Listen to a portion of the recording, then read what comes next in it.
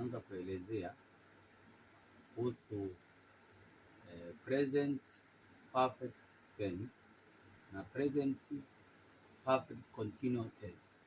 Tofauti yake ni nini? Present perfect tense, huu ni wakati au ni tendo timilifu ambalo liendelee, lakini present perfect continuous tense ni tendo timilifu linaloendelea, yaani muda ule bado liko naendelea. Tunaanza na present perfect tense. Sentensi yake inakuwaje? Ukisema nimekula, nimekula unasema I have eaten. Nimelala, I have slept.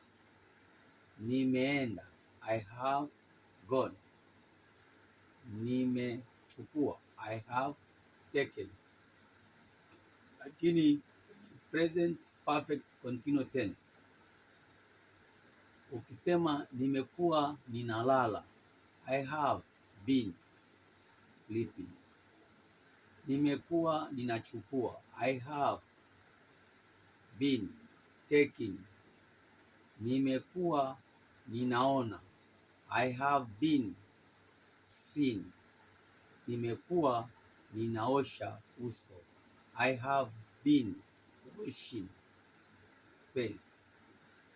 Nimekuwa ninatembea,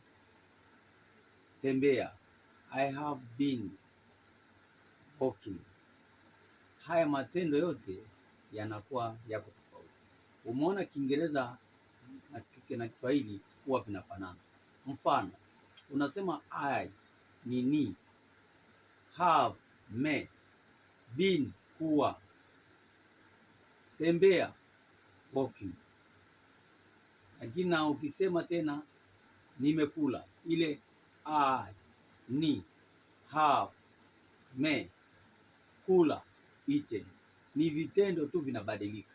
Matendo yale yanabadilika, ingine inaishia, ambalo kwa Kiingereza wanaita, kuna tendo linaitwa irregular na irregular. Irregular na irregular. Sijui kama kuna watu wamekusikia maneno kwamba irregular na regular. Irregular ni yale matendo ambayo hayaishi na hayafuati sheria, na regular ni yale yanayohusiana na sheria. Yaani maana yake regular ni ile na played, walked, cooked, haya yanaisha, lakini eaten, hiyo ni irregular. Kwa hiyo matendo haya mawili Kiswahili na Kiingereza vinafanana.